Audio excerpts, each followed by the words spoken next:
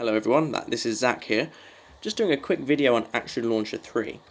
Action Launcher has been out in several iterations over the years and it's always been fairly popular among the custom launcher users. Now Action Launcher 3 has probably just gotten what is the biggest update of its life.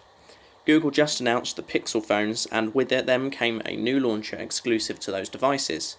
This launcher has quite a few features that many want to try without forking out all the cash for the new phones. Or it might be that you've ordered one, but you want to try out these features before it arrives. So what kind of things are we talking about? We will notice that the search bar has now gone. Instead it's with what we call the Google pill. Some of the leaks suggested it had the microphone, but in the official videos yesterday it showed that it didn't. Thankfully, Action Launcher's got you covered. Both are available.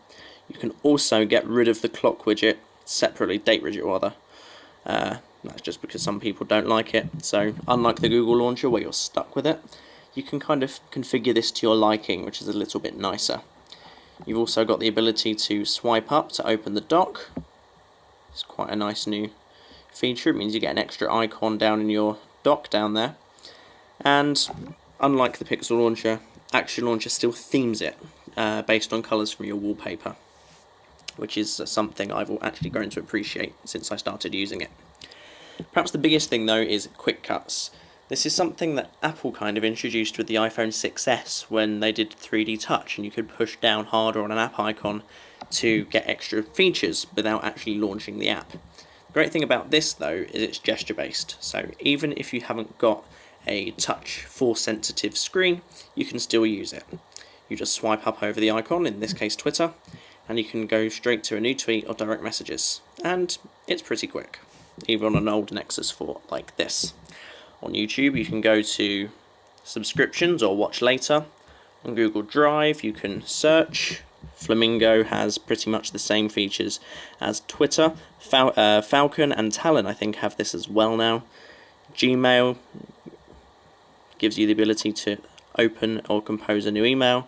Photos lets you clear space or go to a random album of photos. And Play Music lets you go to your recent activity, My Library, or I'm Feeling Lucky. Again, it's all very quick.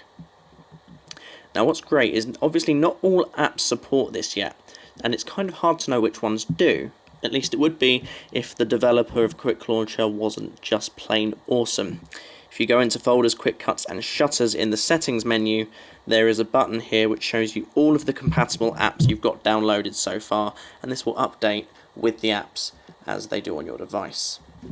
This is probably one of the most handy parts of this actually, just so you know what you have to play with in terms of that feature.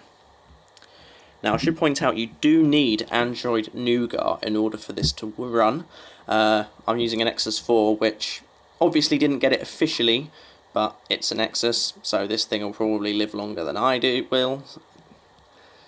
Probably will actually. You'll notice that the Nexus 4 is running this quite stable. I'm going to probably do another video on this eventually, but yeah, Nougat is a must-have at the minute, so chances are you're going to need a Nexus really, or an LG V20, but nobody really has one yet.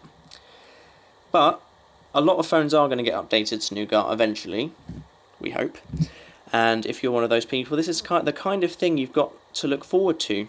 It's nothing revolutionary, but I think it's one of those subtle changes, especially the quick cuts here, that once they're there, even though you won't notice that you're using them, you will. And actually they are going to save you a lot of time, just in a very subtle way, and that's probably the best way of doing things. So what are your thoughts on Action Launcher itself, the Pixel launcher, or just the Pixels in general? Please let me know. Feel free to ask me any questions about this launcher or what my opinions on any of those things are, and I hope you enjoy Action Launcher. Goodbye guys.